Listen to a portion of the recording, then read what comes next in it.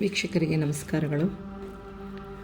ಯಾರ್ಯಾರು ನನ್ನ ಚಾನಲ್ಗೆ ಸಬ್ಸ್ಕ್ರೈಬ್ ಆಗಿಲ್ಲ ಈಗಲೇ ಸಬ್ಸ್ಕ್ರೈಬ್ ಆಗಿ. ಅಧ್ಯಾಯ 8. ಮದುವೆ ದಲ್ಲಾಳಿ ಕಾಳೇಗೌಡ ಬಂದದ್ದು ನೋಡಿದರು. ಬಾ ಕಾಳೇಗೌಡ, ಏನು ಸಮಾಚಾರ, ಹೇಗಿದೆಯಾ, ಬಾ ಕುತ್ಕೋ.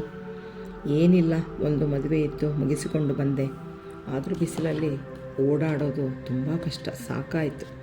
ಹಾಗೆ ಟವಲ್ನಿಂದ ಗಾಳಿ ಹಾಕಿಕೊಂಡು ಕುಳಿತರು. ಸಂಜೆ ಆಗಿದ್ದರಿಂದ ಸ್ವಲ್ಪ ತಂಪಾಗಿತ್ತು.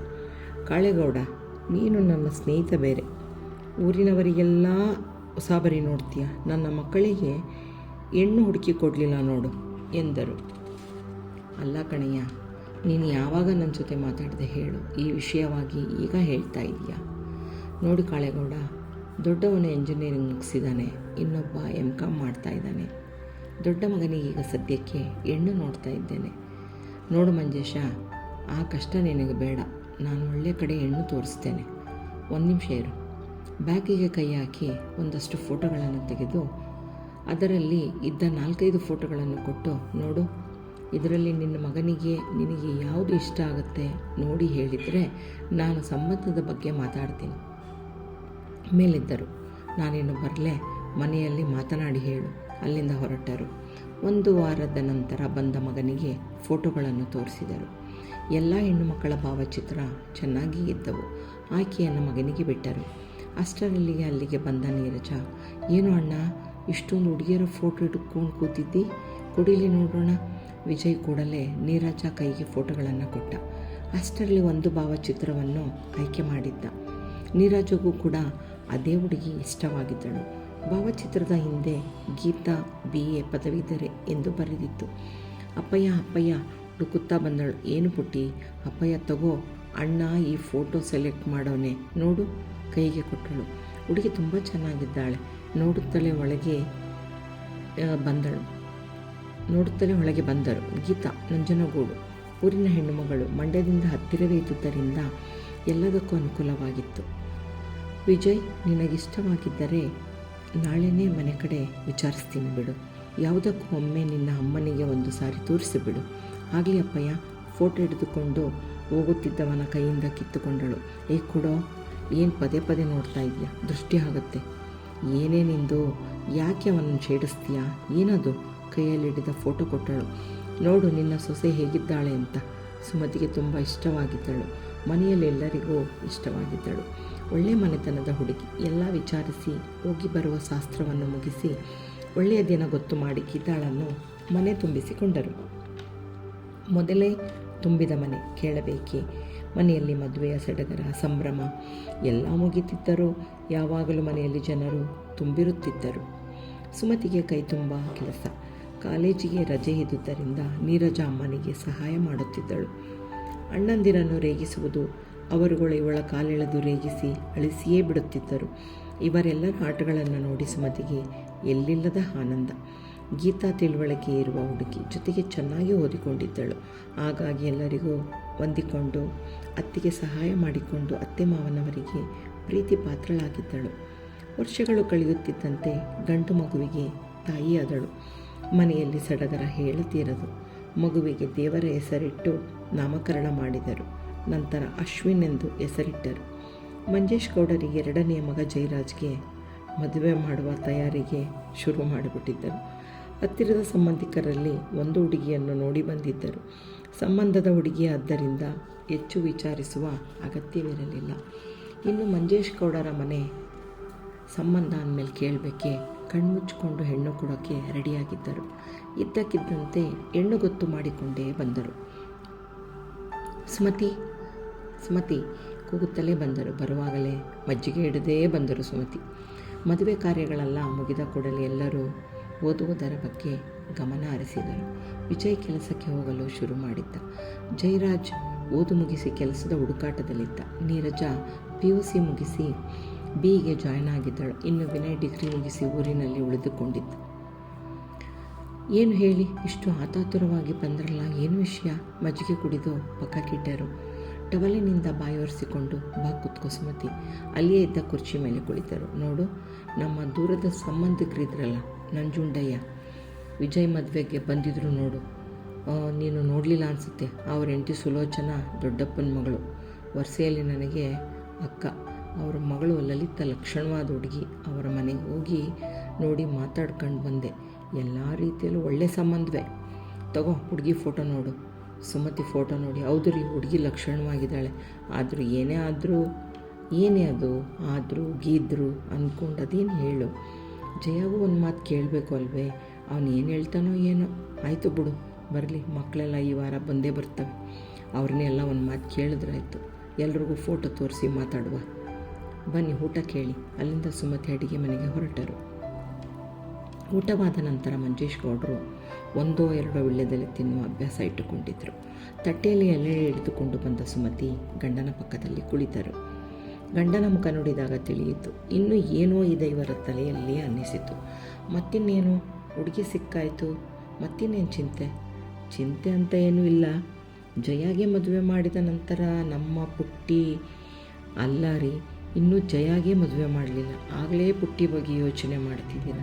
ಏನಿದೆ ನಿಮ್ಮ ತಲೆಯಲ್ಲಿ? ವಿನಯ್ಗೆ ಮದುವೆ ಮಾಡಬೇಡ್ವೇ? ಇಲ್ಲ, ಮೊದಲು ಮಗುಗೆ ಮದುವೆ ಮಾಡುವ, ಹೆಣ್ಮಗಳಿಗೆ ಮದುವೆ ಮಾಡಿ ಆಮೇಲೆ ಗಂಡು ಮಗನಿಗೆ ಮದುವೆ ಮಾಡಿದ್ರೆ ಆಯಿತು. ಅವಳಿಗೂ 18 ಆಗ್ತಿದೆ ನೋಡಿ. ಮೊದಲು ಜಯಾದು ಮದುವೆ ಆಗಲಿ, ಆಮೇಲೆ ಯೋಚಿಸಿದ್ರೆ ಆಯಿತು. ತಲೆ ಆಡಿಸಿ ಸುಮ್ಮನಾದರು. ಅದೇ ವಾರದ ಕೊನೆಯಲ್ಲಿ ವಿಜಯ್, ಜಯರಾಜ್, ನೀರಜ ಎಲ್ಲರೂ ಬಂದಿದ್ದರು. ಸಂಜೆ ಆಗುತ್ತಿದ್ದಂತೆ ಗೌಡರು ತೋಟದಿಂದ ಬಂದವರೇ ಎಲ್ಲರೂ ಬಂದಿರೋದು ಖಾತ್ರಿಯಾಯಿತು. ಜೊತೆಯಲ್ಲಿ ವಿನಯ್ ಕೂಡ ಬಂದವನೇ ಅಣ್ಣಂದಿರನ್ನು ಹಪ್ಪಿಕೊಂಡ. ಏನೋ ವಿನಯ್, ಡಿಗ್ರಿ ಮುಗಿಸಿ ಊರಲ್ಲೇ ಸೇರಿಕೊಂಡೆ, ಮುಂದೆ ಓದಬೇಕಾಗಿತ್ತು. ಅಲ್ಲ, ಯಾಕೆ ಹಿಂಗೆ ಮಾಡಿದೆ? ಅಲ್ಲ ಅಣ್ಣ, ನನಗೆ ಮೊದಲೇ ಅಗ್ರಿಕಲ್ಚರ್ ಮಾಡಬೇಕೆಂಬ ಆಸೆ ಇತ್ತಲ್ವ, ಹಾಗಾಗಿ ಸುಮ್ಮನಾದೆ ಅಷ್ಟೇ. ದೊಡ್ಡ ಅಣ್ಣನ ಬಗ್ಗೆ ಗೌರವಿದ್ದುದರಿಂದ ನಾಜೂಕಾಗಿ ಉತ್ತರಿಸಿದ. ವಿನಯ್ ಅಲ್ಲೇ ಕುಳಿತಿದ್ದ ನೀರಜಾಳನ್ನು ರೇಖಿಸಿದ. ಏನೇ ಕೊತ್ತಿಮರಿ, ದಿನೇ ಬೆಳೀತಿದ್ದಿ. ಇರೋ ಅಪ್ಪಯ್ಯನಿಗೆ ಹೇಳಿ ಮೊದಲು ನಿನಗೊಂದು ಮದುವೆ ಮಾಡಿಸ್ತೀನಿ. ಹೋಗೋ ಕೊಡಂಗಿ. ನನಗ್ಯಾಕೆ ಈಗಲೇ ಮದುವೆ? ನಾನು ಎಂಜಿನಿಯರಿಂಗ್ ಮುಗಿಸಿ ಒಳ್ಳೆ ಕಡೆ ಸಂಗೀತ ಕಲಿತು ಸಂಗೀತ ಟೀಚರ್ ಆಗಬೇಕಂತಿದ್ದೀನಿ. ಎಲ್ಲರೂ ಒಟ್ಟಿಗೆ ಜೋರಾಗಿ ನಕ್ಕು ಬಿಟ್ಟರು. ಕೋಪದಿಂದ ಮುಖ ಉದಿಸಿದಳು. ಮಗಳ ಮುಖ ನೋಡಲಾರದೆ, ಯಾಕ್ರೂ ಅವಳನ್ನಾರೆ ಕೆಣಕ್ತೀರಿ? ಸುಮ್ಮನಿರೋಕ್ಕಾಗಲ್ವೇ? ಅಲ್ಲ ಅಮ್ಮ, ಯಾರಾದರೂ ಎಂಜಿನಿಯರಿಂಗ್ ಮುಗಿಸಿ ಸಂಗೀತ ಟೀಚರ್ ಆಗ್ತಾರಾ? ಇರೋ, ನಾನೇ ಕೇಳ್ತೀನಿ. ವಿಜಯ್ ತಂಗಿಯನ್ನು ಎಳೆದು ಪಕ್ಕದಲ್ಲಿ ಕೂರಿಸಿಕೊಂಡ. ಬಾ ಪುಟ್ಟಿ, ಹೇಳು. ಎಂಜಿನಿಯರಿಂಗ್ ಮುಗಿಸಿ ಎಂಜಿನಿಯರ್ ತಾನೇ ಆಗಬೇಕು. ಇದೇನಿದು ಸಂಗೀತ ಟೀಚರ್ ಅಂದ್ಕೊಂಡು? ಇಲ್ಲ ಅಣ್ಣ, ಅಪ್ಪನ ಬಲವಂತಕ್ಕೆ ಎಂಜಿನಿಯರಿಂಗ್ ಸೇರಿದೆ ಅಷ್ಟೇ. ಅಪ್ಪಯ್ಯನಿಗೆ ಬೇಜಾರು ಮಾಡೋಕ್ಕೆ ಇಷ್ಟ ಆಗಲಿಲ್ಲ. ನನಗೆ ಮಕ್ಕಳಿಗೆ ಸಂಗೀತ ಹೇಳಿಕೊಡೋ ಟೀಚರ್ ಆಗಬೇಕು ಅಂತ ಇಷ್ಟ. ಇವಳೊಬ್ಬಳು ಹುಚ್ಚಿ, ಹೋಗೆ ಏನೇನೋ ಹೇಳ್ತಾಳೆ. ವಿನಯ್ ಒಣಗಿಕೊಂಡ. ಅಲ್ಲಿಗೆ ಬಂದ ಗೌಡ್ರು ನೋಡಿ ಎಲ್ಲರೂ ಸುಮ್ಮನಾದರು. ಇದೇ ಸರಿಯಾದ ಸಮಯ ಅಂದುಕೊಂಡು ಮಾತು ಶುರು ಮಾಡಿದರು. ಜಯರಾಜ್ ಕಡೆ ನೋಡಿ, ಜಯ ಬಾಯಿಲಿ ಹೇಳಿ ಅಪ್ಪಯ್ಯ, ತಗೋ ಈ ಫೋಟೋ ನೋಡು. ಹುಡುಗಿ ಹೆಸರು ಲಲಿತಾ, ನಮ್ಮ ದೂರದ ಸಂಬಂಧಿಕರ ಮಗಳು. ಸಿಟಿಯಲ್ಲಿ ಓದಿರೋ ಹುಡುಗಿ. ನೋಡಿ ನಿನ್ನ ಅಭಿಪ್ರಾಯ ಹೇಳು. ಕೊಟ್ಟು ಹೊರಗೆ ಹೋದರು. ಅವರು ಹೋಗುತ್ತಿದ್ದನ್ನೇ ನೋಡುತ್ತಾ ನಿಂತಿದ್ದವರೊಟ್ಟಿಗೆ ಹೋ ಎಂದು ಕೂಗುತ್ತಾ ಅವನನ್ನು ಸುತ್ತುವರೆದರು. ಜಯರಾಜ್ ಫೋಟೋವನ್ನು ಬೆನ್ನ ಹಿಂದೆ ಮೇಲೆ ಕೆಳಗೆ ಮಾಡುತ್ತಾ, ನಮಗೆ ಆಟ ಆಡಿಸ್ತೀಯಾ? ಇರು, ನಿಂಗಿದೆ. ಏಯ್ ಹಿಡ್ಕೊಳ್ರು. ಜಯರಾಜ್ ಚೆನ್ನಾಗಿ ಆಟ ಆಡಿಸಿ ನಂತರ ಕೊಟ್ಟ. ಹೇಳ್ಬೇಕು ಅಂದರೂ ಅವನ ಫೋಟೋನೇ ನೋಡಿರಲಿಲ್ಲ. ಎಲ್ಲರೂ ಒಬ್ಬರಾದ ಮೇಲೆ ಒಬ್ಬರು ನೋಡಿ ಆಮೇಲೆ ಸುಮತಿ ಕೈಗೆ ಕೊಟ್ಟರು. ಸುಮತಿ ಜಯರಾಜ್ ಪಚೀತಿ ನೋಡೋಕ್ಕಾಗದೆ ಅವನ ಕೈಯಲ್ಲಿಟ್ಟರು. ಅವನು ಅಲ್ಲಿಂದ ಓಡಿ ರೂಮ್ ಬಾಗಿಲು ಹಾಕಿಕೊಂಡ. ರಾತ್ರಿ ಊಟಕ್ಕೆ ಬಂದ ಗೌಡ್ರು ಸುಮತಿಯನ್ನು ಕರೆದು, ಮಕ್ಕಳು ಎಲ್ಲಿ ಇದ್ದಾರೆ, ಕರಿತೀನಿ. ಅಷ್ಟರಲ್ಲಿ ಅವರೇ ಎಲ್ಲರೂ ಬಂದು ಊಟಕ್ಕೆ ಕುಳಿತರು. ಊಟ ಮಾಡುತ್ತಲೇ ಎಲ್ಲರೂ ಮಾತಾಡಿ ಮದುವೆಗೆ ಒಪ್ಪಿಗೆ ಸೂಚಿಸಿದರು. ಜಯಾಗೂ ಹುಡುಗಿ ಇಷ್ಟವಾಗಿದ್ಲು. ಅವನಿಂದಲೂ ಸಮ್ಮತಿ ಸಿಕ್ಕಂತಾಯಿತು. ಗೌಡರಿಗೆ ಮಕ್ಕಳು ತಮ್ಮ ಮೇಲೆ ಇಟ್ಟಿರುವ ಗೌರವ ಕಂಡು ಮಕ್ಕಳ ಬಗ್ಗೆ ಹೆಮ್ಮೆ ಎನಿಸಿತು. ಗೀತಾಳ ಅಮ್ಮನಿಗೆ ಮೈಸರಿ ಇಲ್ಲದ ಕಾರಣ ವಿಜಯ್ ಕರೆದುಕೊಂಡು ಬರಲು ಹೋಗಿ ಅಲ್ಲೇ ಬಿಟ್ಟು ಬಂದಿದ್ದ. ಮುಂದೆ ತಡ ಮಾಡುವುದು ಬೇಡ, ಮಗಳು ಬೆಳೆದು ದೊಡ್ಡವಳಾಗುತ್ತಿದ್ದಾಳೆ, ಅವಳಿಗೂ ಮದುವೆ ಮಾಡಬೇಕಂದುಕೊಂಡು ಕೂಡಲೇ ಕಾರ್ಯೋನ್ಮುಖರಾದರು. ಏನವರಿಗೆ ವಿಷಯ ತಿಳಿಸಿದರು. ಮುಂದಿನ ವಾರ ನಾವು ನಮ್ಮ ಶ್ರೀಮತಿಯವರು ಬರ್ತೀವಿ, ಬಂದಮೇಲೆ ಒಳ್ಳೆಯ ದಿನಾಂಕವನ್ನು ಗೊತ್ತು ಮಾಡಿದರೆ ಆಯಿತು. ಬನ್ನಿ, ಮೊದಲು ಹುಡುಗಿ ಮನೆಗೆ ಬಂದು ಹೆಣ್ಣು ಕೇಳಬೇಕು, ಸಂಪ್ರದಾಯ ಅಲ್ವೇ, ಪುರೋಹಿತರನ್ನು ಕರೆಸ್ತೀನಿ, ಬನ್ನಿ ಎಂದರು ನಂಜುಂಡಯ್ಯ. ಗುರುವಾರ ಹುಡುಗಿ ಮನೆಗೆ ಹೋಗೋದು ಅಂತ ತೀರ್ಮಾನವಾಯಿತು. ಎಲ್ಲರಿಗೂ ರಜೆ ಹಾಕಿ ಎಂದು ಹೇಳಿದ್ದರಿಂದ ಎಲ್ಲರೂ ಕೆಲಸಕ್ಕೆ ಕಾಲೇಜಿಗೆ ರಜೆ ಹಾಕಿ ಹುಡುಗಿ ಮನೆಗೆ ಹೊರಟರು. ಜೊತೆಗೆ ಮತ್ತಿಬ್ಬರ ಸೇರ್ಪಡೆಯಾಗಿ 2 ಕಾರಿನಲ್ಲಿ ಹೊರಟರು. ಮೈಸೂರು ತಲುಪುವುದೇನು ಕಷ್ಟವಾಗಲಿಲ್ಲ. 1 1.5 ಗಂಟೆ ಅಷ್ಟರಲ್ಲಿ ಮೈಸೂರಿನಲ್ಲಿರುವ ಕುವೆಂಪು ನಗರಕ್ಕೆ ಬಂದು ತಲುಪಿದರು. ಮೊದಲೇ ಇವರ ನಿರೀಕ್ಷೆಯಲ್ಲಿದ್ದ ನಂಜುಂಡಯ್ಯ ಮನೆ ಹುಡುಕುವ ಕಷ್ಟ ಕೊಡದೆ ಮನೆಗೆ ಕರೆತಂದಿದ್ದರು. 3 ಅಂತಸ್ತಿನ ಮನೆ. ಮೇಲ್ಗಡೆ ಬಾಡಿಗೆ ಕೊಟ್ಟು ಕೆಳಗಡೆ ಇವರು ವಾಸವಾಗಿದ್ದರು. ಸಿಟಿ ಮನೆ ಅಂದಮೇಲೆ ಕೇಳಬೇಕೆ, ಎಲ್ಲ ಅಚ್ಚುಕಟ್ಟಾಗಿಯೇ ಇತ್ತು. ಗಂಡ ಹೆಂಡತಿ ಒಬ್ಬಳೇ ಮಗಳು, ಒಟ್ಟು 3 ಜನಕ್ಕೆ ಬೇಕಾಗುವಷ್ಟು ಇತ್ತು. ಸಿಟಿಯಲ್ಲಿ ಅದೇ ದೊಡ್ಡ ಮನೆ. ಬನ್ನಿ ಕುಳಿತುಕೊಳ್ಳಿ. ಎಲ್ಲಿ ನಿಮ್ಮ ದೊಡ್ಡ ಸೊಸೆ ಕಾಣಿಸ್ತಾ ಇಲ್ಲ? ಇಲ್ಲ, ಅವರ ತಾಯಿಗೆ ಮೈ ಸರಿ ಇಲ್ಲದ ಕಾರಣ ಅಲ್ಲಿಯೇ ಉಳಿದುಕೊಂಡಿದ್ದಾಳೆ, ವಿಜಯ್ ಉತ್ತರಿಸಿದ. ಲಲಿತಾ ಎಲ್ಲರಿಗೂ ಜ್ಯೂಸ್, ಸ್ವೀಟ್ಸ್, ಚೋಚೋ ಎಲ್ಲ ತಂದು ಕೊಟ್ಟಳು. ಹುಡುಗಿ ನೋಡುವ ಶಾಸ್ತ್ರ ಮುಗಿಯಿತು. ಜಯರಾಜ್ಗೆ ಹುಡುಗಿಯನ್ನು ಎದುರಿಗೆ ನೋಡಿದ ಮೇಲೆ ತುಂಬ ಖುಷಿಯಾಗಿದ್ದ. ಹುಡುಗಿ ಹೀಗೆ ಇರಬೇಕು, ಯಾವತ್ತೂ ಕನಸು ಕಂಡವನಲ್ಲ. ಮೊಟ್ಟ ಮೊದಲು ನೋಡಿದ್ದು, ಇಷ್ಟಪಟ್ಟಿದ್ದು ಲಲಿತಾಳನ್ನೇ. ಲಲಿತಾಗೂ ಜಯರಾಜ್ ಇಷ್ಟವಾಗಿದ್ದ. 2 ಮನೆಯವರು ಒಪ್ಪಿದ ಮೇಲೆ ಇನ್ನೇನು. 2 ಮನೆಯವರು ಕುಳಿತು ಮಾತನಾಡಿ ಒಳ್ಳೆಯ ದಿನ ಗೊತ್ತು ಮಾಡಿದ್ದರು. ನಂಜುಂಡಯ್ಯ ಅವರ ಮನೆತನಕ್ಕೆ ತಕ್ಕಂತೆ ಮಗಳನ್ನು ಮದುವೆ ಮಾಡಿಕೊಟ್ಟರು. ಲಲಿತಾ 2ನೇ ಸೊಸೆಯಾಗಿ ಮನೆಗೆ ಬಂದಳು. ಬಂದ ಸ್ವಲ್ಪ ದಿನಗಳಲ್ಲಿಯೇ ಎಲ್ಲರನ್ನೂ ಹೊಂದಿಕೊಂಡಳು. ಎಷ್ಟೇ ಆಗಲಿ ಸಿಟಿಯಲ್ಲಿ ಬೆಳೆದವಳು, ನಾಜೂಕಿನ ಹುಡುಗಿ, ಜೊತೆಗೆ ಸಿಟಿ ಹುಡುಗಿ ಅನ್ನೋ ಜಂಬವು ಮೈಗೂಡಿತ್ತು. ಆದರೆ ಜಾಣೆ, ಯಾರ ಮುಂದೆಯೂ ತೋರಿಸಿಕೊಳ್ಳುತ್ತಿರಲಿಲ್ಲ. ಅವಳ ವಯಸ್ಸಿಗೆ ತಕ್ಕಂತೆ ಉಡುಗೆ ತೊಡುಗೆಯಿಂದ ಅವಳು ಹೇಗೆ ಎಂಬುದು ತಿಳಿಯುತ್ತಿತ್ತು. ಅವಳ ಮನಸ್ಸಿಗೆ ಒಂದೇ ಖುಷಿ ಎಂದರೆ ಸದ್ಯಕ್ಕೆ ಮನೆಯಲ್ಲಿ ಹೆಚ್ಚು ಜನರಿಲ್ಲ, ಎಲ್ಲ ಹೊರಗಡೆ ಹೊತ್ಕೊಂಡಿದ್ದಾರೆ. ಇನ್ನು ವಿಜಯ್ ಗೀತಾ ಮನೆಯಲ್ಲಿ ಎಲ್ಲ ಇಡೀ ಮನೆಗೆ ನಾವೇ ಎಂಬ ಭಾವನೆ ಮೂಡಿತ್ತು. ಮದುವೆ ವಿಜೃಂಭಣೆಯಿಂದ ನಡೆಯಿತು. ಲಲಿತಾಳನ್ನು ಮನೆ ತುಂಬಿಸಿಕೊಂಡರು. ಕಾಲಕ್ರಮೇಣ ಮನೆಯಲ್ಲಿ ಅವರ ಕೆಲಸ ಅವರು ಮಾಡಿಕೊಂಡು ಹೋಗುತ್ತಿದ್ದರು. ಸೊಸೆ ಹಾಗೊಮ್ಮೆ ಹೀಗೊಮ್ಮೆ ಬಂದು ಅತ್ತೆಗೇನಾದರೂ ಸಹಾಯ ಬೇಕಿದ್ದರೆ ನಾನು ಮಾಡ್ತೀನಿ ಎಂದು ಹೇಳಿ ರೂಮ್ನಲ್ಲಿ ಹೋಗಿ ಪುಸ್ತಕ ಹಿಡಿದು ಕೂತಿರ್ತಾ ಇದ್ಲು. ಎಲ್ಲ ಎಷ್ಟು ದಿವಸ ನಡೆದಿತ್ತು ಇವೆಲ್ಲವನ್ನು ಗಮನಿಸುತ್ತಿದ್ದ ವಿನಯ್ ಒಮ್ಮೆ ರೂಮಿನಲ್ಲಿದ್ದ ಅಣ್ಣನನ್ನು ಕರೆದ. ಅಣ್ಣ ಬಾಯಿಲ್ಲಿ. ಏನು ನೋಡು, ನಾನು ಹೀಗೆ ಹೇಳ್ತೀನಿ ಅಂತ ಬೇಜಾರು ಮಾಡ್ಕೋಬೇಡ. ನಿನ್ನ ಹೆಂಡತಿ ಇಡೀ ದಿನ ರೂಮ್ನಲ್ಲಿ ಕೂತಿರ್ತಾಳೆ, ಅಮ್ಮನಿಗೆ ಸಹಾಯ ಮಾಡಬಾರ್ದಾ? ಪಾಪ ಕಣೋ ಅಮ್ಮ. ಒಂದು ಕ್ಷಣ ಯೋಚಿಸಿ, ಆಯಿತು ನೀನು ಹೋಗು ಎಂದು ಕಳಿಸಿ ರೂಮ್ಗೆ ಬಂದು ಬಾಗಿಲನ್ನು ಮುಂದೆ ಮಾಡಿದ. ಬಾಲಲಿತ ಕೂತ್ಕೋ. ಹೆಂಡತಿಗೆ ಹೇಗೆ ಬೇಕೋ ಹಾಗೆ ಉಪಾಯವಾಗಿ ಪ್ರೀತಿಯಿಂದ ಬುದ್ಧಿ ಹೇಳಿದ. ನೋಡು, ನೀನು ಮೊದಲ ಬಾರಿಗೆ ಮೆಚ್ಚುಗಾಗಿಬಿಟ್ಟೆ. ನೀನು ನನ್ನ ಅಪ್ಪಯ್ಯನ ಮೆಚ್ಚಿನ ಸೊಸೆ. ನನ್ನ ಅಮ್ಮನಿಗೂ ಕೂಡ ನೀನು ಅಂದರೆ ಅವರಿಗೆ ತುಂಬ ಪ್ರೀತಿ. ನೀನು ಅವರನ್ನು ಮೆಚ್ಚಿಸಬೇಕು ಅಂದರೆ ನೀನು ಅವರ ಹಿಂದೆ ಮುಂದೆ ಓಡಾಡಿಕೊಂಡವರಿಗೆ ಸಹಾಯ ಮಾಡ್ತಾ ಇರಬೇಕು. ಅಪ್ಪಯ್ಯ ಬಂದ ಕೂಡಲೇ ಅವರಿಗೆ ಬೇಕು ಬೇಡಗಳನ್ನು ನೋಡ್ಕೋಬೇಕು ಲಲಿತಾ. ಇಷ್ಟು ಮಾಡಿದರೆ ನೀನು ಅವರಿಗೆ ಮೆಚ್ಚಿನ ಸೊಸೆಯಾಗಿ ಬಿಡ್ತೀಯ ಗೊತ್ತಾ? ಮುಂದೆ ಏನಾಗುತ್ತೆ ಅಂತ ಯಾರಿಗೆ ಗೊತ್ತು? ಇಡೀ ಆಸ್ತಿಯೆಲ್ಲ ಎಲ್ಲರಿಗೂ ಸಮಪಾಲು ಮಾಡ್ತಾಯಿದ್ರು ಸಹ ನನ್ನ ಅಮ್ಮನ ಆಸ್ತಿ ಸುಮಾರು ಇದೆ, ಒಡವೆಯೆಲ್ಲ ಇದೆ ಕಣೆ. ಇವೆಲ್ಲ ಬೇಕು ಅಂದರೆ ನೀನು ಅವ್ರ ಜೊತೆ ಚೆನ್ನಾಗಿರಬೇಕು. ಹೌದಾ?